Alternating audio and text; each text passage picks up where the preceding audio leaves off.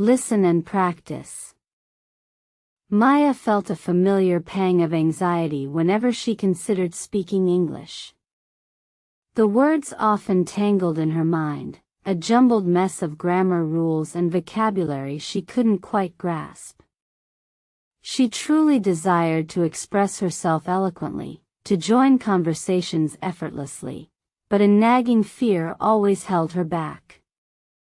This pervasive trepidation was her greatest obstacle. "I don't want to make mistakes," she'd often whisper to herself, frustration mounting with each failed attempt. Yet, ironically, she always did. Each mispronounced word or grammatical error felt like a glaring spotlight, shining solely on her imperfections. This constant cycle of wanting perfection and encountering flaws was truly disheartening for her. She yearned to understand how people speak English naturally, effortlessly, like the native speakers on her favorite podcasts. Their conversations flowed so smoothly, devoid of the hesitant pauses and self-corrections that plagued her own attempts. It seemed an insurmountable barrier. How could she bridge this intimidating gap effectively? The internet was awash with advice. The best way to learn English, countless articles proclaimed. She had tried many methods, from rote memorization of verb conjugations to endless grammar exercises. Still, the elusive fluency remained just out of reach, a distant star she couldn't quite touch in her linguistic journey. One evening, a video title caught her eye, "Listen and Practice." It wasn't revolutionary, yet something about its simplicity resonated. Perhaps she had overcomplicated her approach. Could the answer truly lie in such fundamental, repeated actions? She decided to give this seemingly basic strategy a sincere, dedicated try. She committed herself to listening. Every spare moment became an opportunity. Commuting, cooking, even during her morning routine, she immersed herself in English podcasts, audiobooks, and documentaries.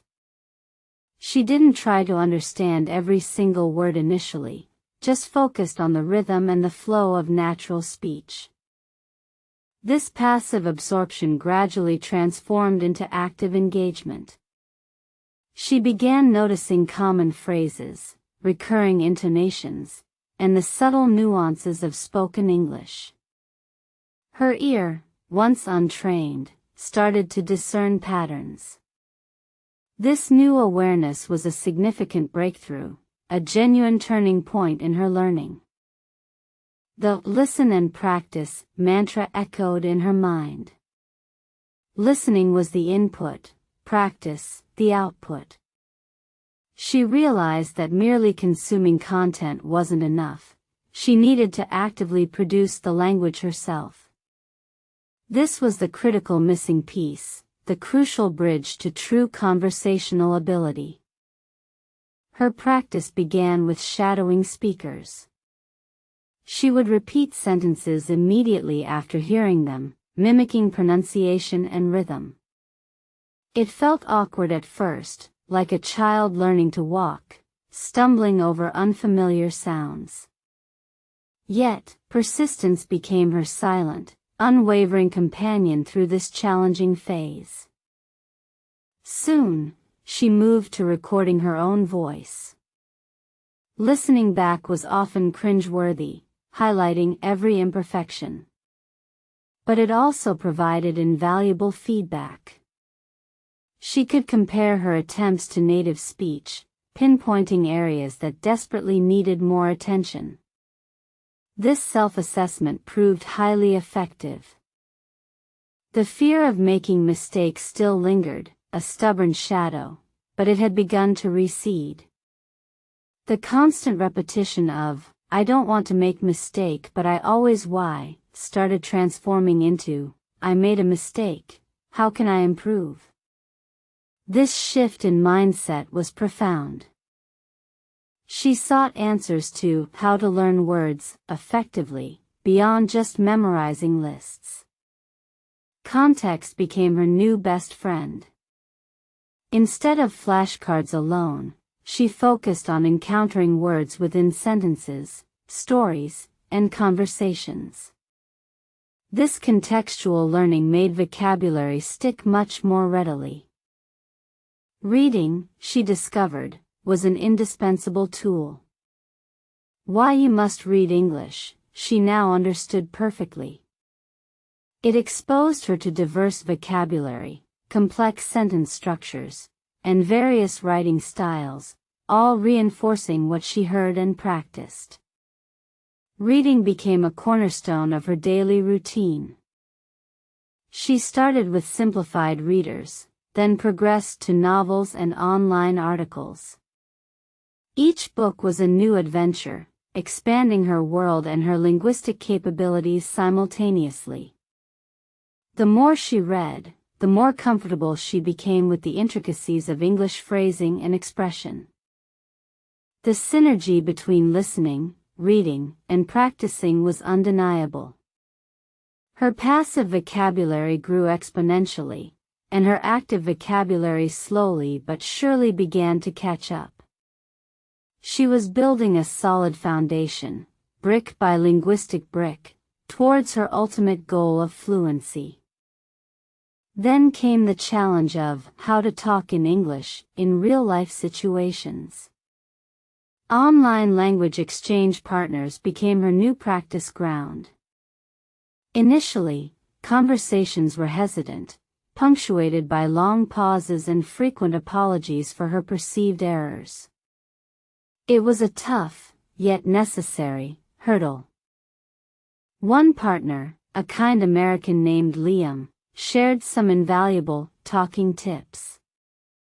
Don't aim for perfection, he advised. Aim for communication. People appreciate effort more than flawless grammar. Just keep the conversation flowing, even if you stumble a little. His words were a revelation.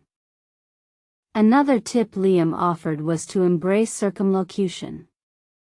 If you don't know a word, describe it, he suggested. It forces your brain to be creative and often leads to learning the precise word later. This technique quickly became a powerful tool in her conversational arsenal. Maya also learned to prepare short responses for common questions. Not memorizing scripts, but having a general idea of how she might answer. This reduced the on-the-spot pressure and gave her confidence to initiate conversations rather than just reacting. This was a game changer. Gradually, her fear of mistakes began to dissipate. She realized that most native speakers were incredibly supportive, often understanding her meaning even when her grammar wasn't perfect. Their patience fueled her determination to continue improving, day by linguistic day. The question of how to improve your fluency was no longer a mystery. It wasn't a magic trick, but a consistent application of tried and true methods. Fluency wasn't about speaking without errors, it was about speaking smoothly, naturally, and with confidence. She started carrying a small notebook, jotting down new words and phrases she encountered during her listening and reading sessions. She would then try to incorporate these into her practice conversations. This active vocabulary building was immensely beneficial for her. The focus shifted from not making mistakes to making progress. This mental shift was perhaps the most crucial talking tip she discovered. It freed her from self-consciousness and allowed her to enjoy the process of learning and communication. She immersed herself in English-speaking environments as much as possible, even virtual ones.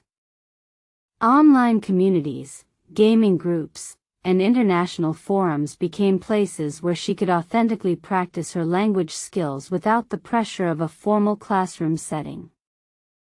The journey was not without its plateaus. There were days she felt frustrated, as if her progress had stalled completely. But she reminded herself of the incremental gains, the small victories, and the consistent effort she had already invested. She remembered Liam's advice: consistency trumps intensity. Even short, regular practice sessions were more effective than infrequent, long study binges. This principle became her guiding star, ensuring she never completely abandoned her daily English routine. Her voice, once timid and shaky, now carried a newfound assertiveness. She could articulate complex ideas, share personal anecdotes, and even crack jokes in English. The language had transformed from a daunting challenge into a vibrant means of connection. Listen and practice, the simple phrase that had initially caught her attention, had blossomed into a comprehensive learning philosophy. It was the foundation upon which she built her confidence and her ever-improving English proficiency. This journey was truly remarkable. She discovered that listening wasn't just about understanding words, it was about understanding culture, accents, and the unspoken meanings behind phrases. It enriched her comprehension far beyond mere vocabulary acquisition, opening new dimensions of linguistic insight. Practicing, she realized, wasn't just about speaking, it was about thinking in English. Gradually, the need to translate in her head diminished, replaced by a more direct, intuitive understanding. This was the true hallmark of emerging fluency. The initial agony of, "I don't want to make mistake but I always why," had faded into a distant memory. Now, mistakes were merely stepping stones, opportunities for learning, not reasons for self-criticism. Her perspective had fundamentally changed. Learning how to learn words became an intuitive process. She sought out synonyms, antonyms, and word families, creating a rich tapestry of interconnected vocabulary rather than isolated terms. This holistic approach significantly boosted her retention. Why you must read English was evident in her expanded knowledge base. She could discuss current events, history, and scientific concepts, all thanks to the diverse materials she had consumed through reading. It broadened her horizons considerably. Her advice to others struggling with how to talk in English was always the same: start small, be consistent, and don't fear the journey. Every conversation, no matter how brief or imperfect, contributed to the grand tapestry of learning. She became an advocate for immersion, even if it was self-created immersion. Changing her phone's language settings, watching English movies without subtitles, and joining online English-speaking clubs became second nature. These practices cemented her progress. The concept of how to improve your fluency became a living, breathing process. It wasn't a destination but a continuous journey of refinement and discovery. Each day brought new opportunities to speak, listen, and grow. Maya's transformation was inspiring to her friends. They witnessed her evolution from a hesitant learner to a confident communicator. Her journey became a testament to the power of perseverance and the right learning strategies. She truly blossomed. She often shared her story, emphasizing the simple yet profound impact of listen and practice. It wasn't complicated academic theories but consistent, everyday engagement with the language that truly propelled her forward. This was her core message. She now understood how people speak English, not just academically, but intuitively. She could predict sentence endings, anticipate responses, and pick up on subtle cues that once eluded her completely. Her comprehension had reached a new level. The days of, "I don't want to make mistake but I always why," were long gone. She spoke with a freedom she hadn't imagined possible, embracing imperfections as part of the authentic communication process. Her confidence radiated visibly now. How to learn words efficiently became less about explicit study and more about organic acquisition through exposure. Words found their way into her active vocabulary naturally, integrated through repeated encounters in meaningful contexts. This was highly effective. The importance of why you must read English was clear. Reading expanded her mental database of idiomatic expressions and colloquialisms, making her sound more natural and less like a textbook. It was invaluable for authentic speech. She shared her talking tips freely, encouraging others to find their voice. "Don't wait for perfection," she'd say. "Start speaking now. Every word uttered is a step closer to fluency. Embrace the learning curve wholeheartedly." Her journey highlighted that the best way to learn English isn't a single, universal formula, but a personalized blend of effective techniques applied consistently. It was about finding what resonated and sticking with it diligently. The fear of speaking, once paralyzing, had been replaced by an eager anticipation of new conversations. Each interaction was an opportunity to practice, to learn, and to connect with others on a deeper level. This was truly liberating. She actively sought out opportunities to use her English.